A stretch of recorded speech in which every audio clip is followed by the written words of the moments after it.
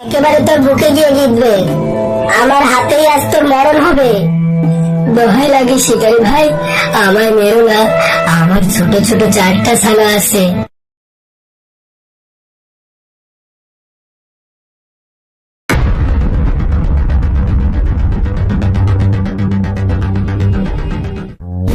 বাহ, হরিণটা তো বেশ স্বাস্থ্যবান মনে হচ্ছে।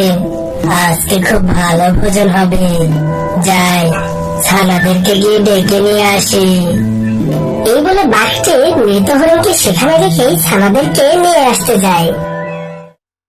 এইদিকে হরিণটির 2টো ছানা সারাদিন ধরে মায়ের জন্য বাড়িতে অপেক্ষা করতে করতে শেষমেশ মাকে খাবার নিয়ে ফিরে না আসতে দেখে দুজনেই মায়ের খোঁজে বেরিয়ে পড়লো।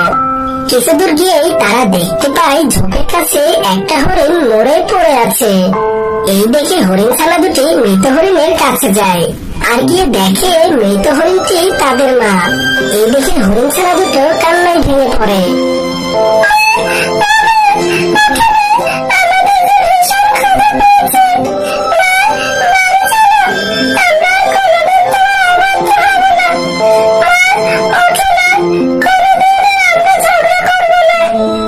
এইভাবে কাঁদতে কাঁদতে হরিণ ছানা দুটো বাঘের গর্জন শুনতে পায়।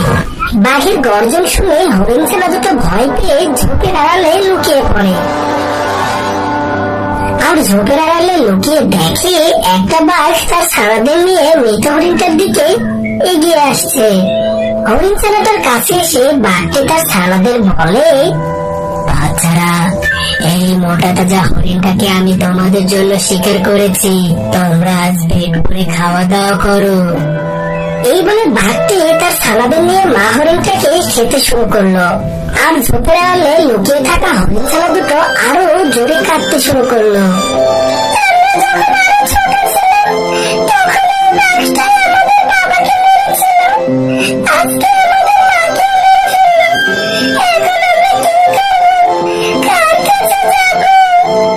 কাঁদতে কাঁদতে হরিণ ছানা দুটো ঠিক করলো তারা এই জঙ্গলের সবচেয়ে বুদ্ধিমান প্রাণী শিয়ালের কাছে গিয়ে বাঘের নামে নালিশ জানাবে।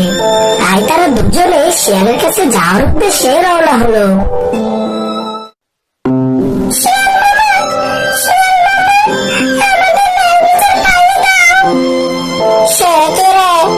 তোদের আবার কি হলো? আমাদের বাবাকে যে দুষ্ট বাঘটা মেরে ফেলেছিল, সেই বাঘটা আজকে আমাদের মাকে মেরে ফেলেছে। ওই দুষ্ট বাঘটার জন্য আমরা 3 ভাই হয়ে গেছি। তুমি তো বিচার করো শিয়াল মামা। দেখো ভাগনারা, আমি হচ্ছে সামান্য একটা শিয়াল। সামান্য শিয়াল হয়ে বনের রাজা বাঘের বিচার কি করে করবো বলো?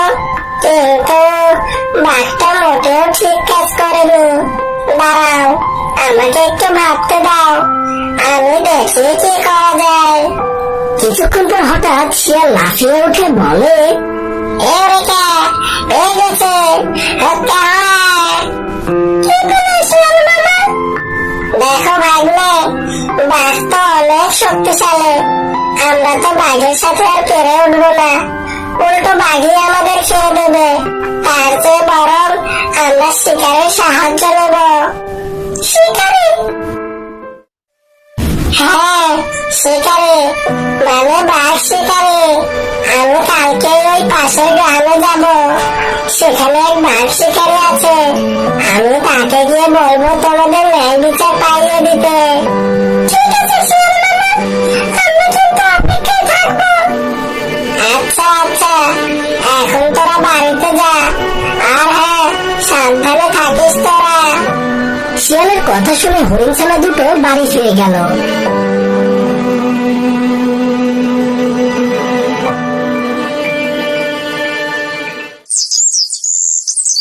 পরদিন সকালে শিয়াল রওনা হয় সেই শিকারীর বাড়িতে যাওয়ার উদ্দেশ্যে।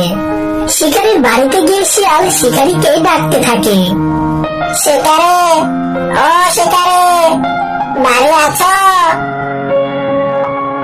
কে কে ডাকে আমাকে? বাইরে এসে দেখো না যে কে ডাকে। আরে শিয়াল ভাইয়া যে, চিনতে পেরেছ আমাকে? তোমায় চিনবো না? একবার আমায় এক বিশাল গর্ত থেকে বাঁচিয়ে তুলেছিলে, তোমাকে কি আমি কোনোদিনও ভুলতে পারি? বেশ, কিন্তু আমি যে তোমার কাছে একটা কাজ নিয়ে এসেছিলাম। কি কাজ বলোই না? আমি যদি তোমার কোনো কাজে আসতে পারি তবে সেটা আমারই সৌভাগ্য।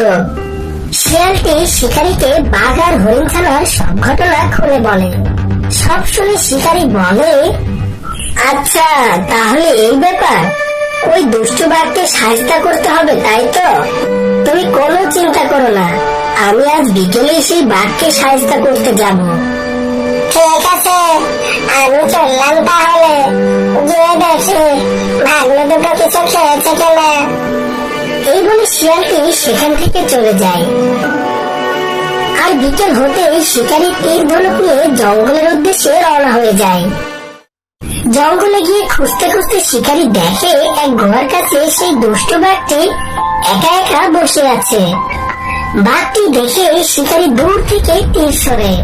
একটা তীর গিয়ে সোজা লাগে বাঘটির পায়ে, আর অমনি বাঘটি খুব জোরে চিৎকার করে ওঠে।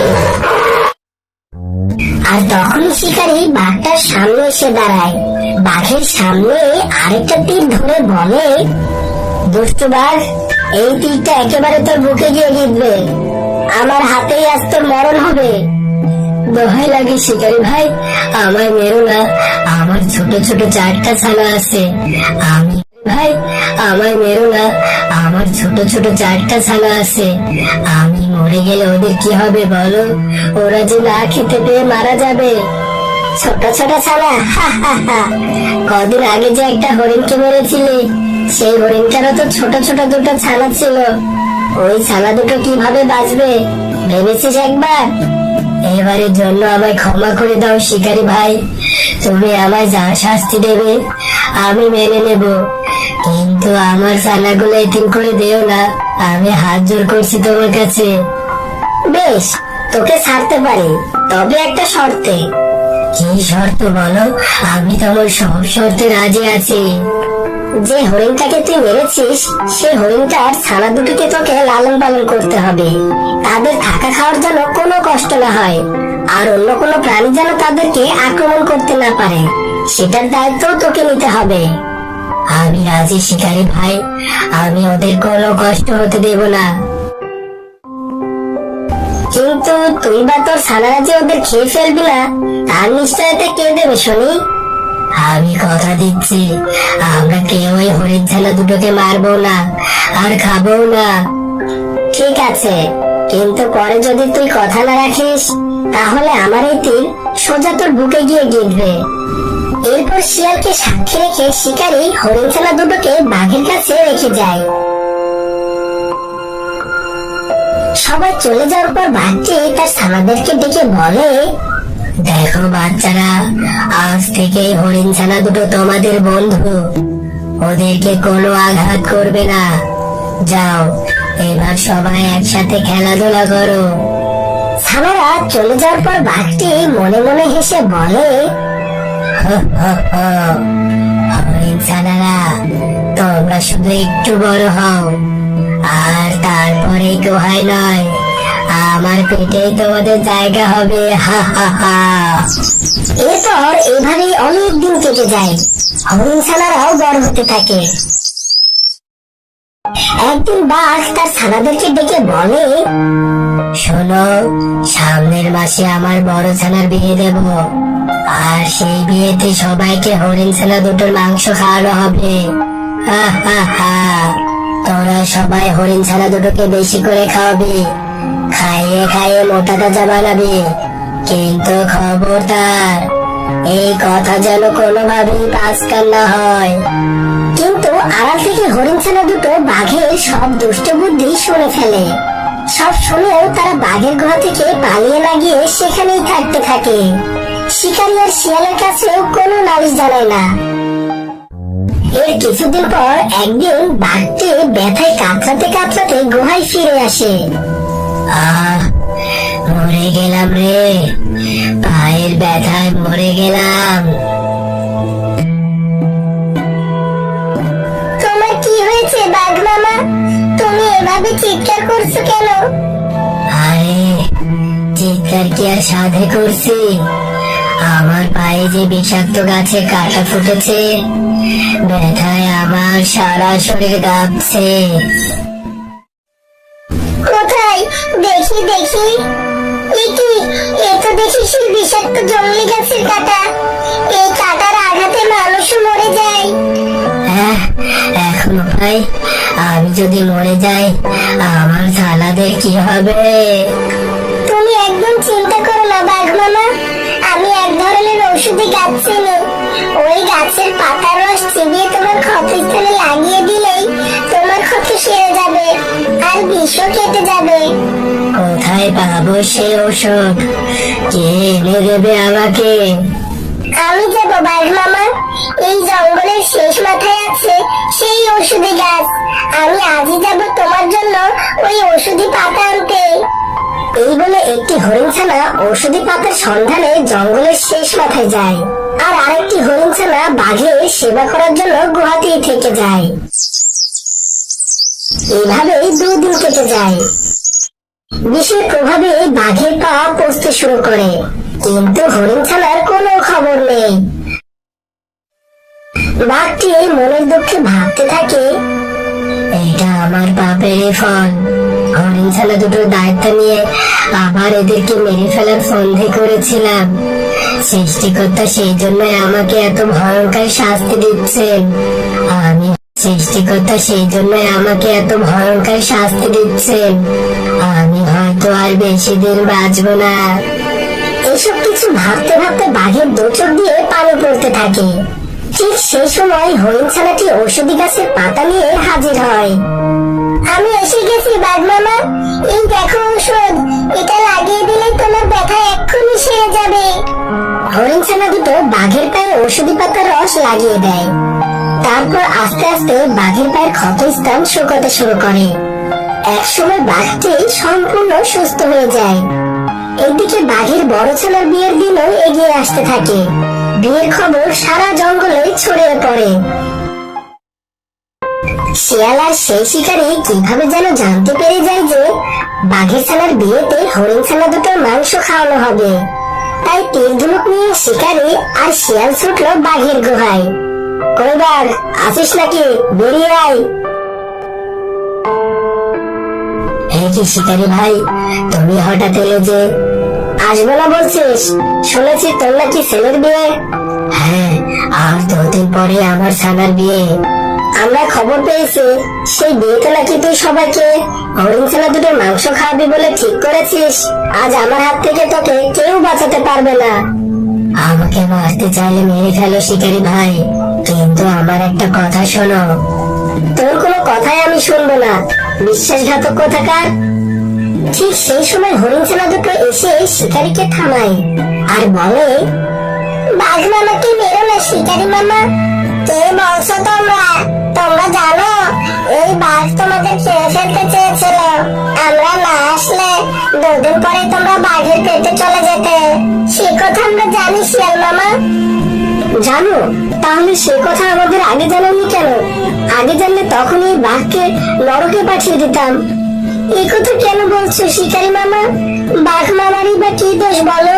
প্রকৃতির নিয়মে যে বাঘেদের শিকার করে মাংস খেয়ে বেঁচে থাকতে হয়। ওরা তো আর আমাদের মতো ঘাস পাতা খেয়ে বাঁচতে পারে না। আমরা সবাই যদি বাঘেদের পেটে যেতে অস্বীকার করি, তাহলে বাঘেরা বাঁচবে কি খেয়ে বলো? এতে তো বাঘেদের আর কোনো দোষ নেই। হরিণছানা দুটোর কথা শুনে শিয়াল, শিকারী ও বাঘ এরা 3 জনই ভীষণ অবাক হয়ে যায়। তখন বাঘটি বলতে থাকে, শিকারী ভাই, আমাকে মাফ করে দিও। আমি সত্যি সবসময় হরিণছানা দুটোকে খেয়ে ফেলতে চেয়েছি।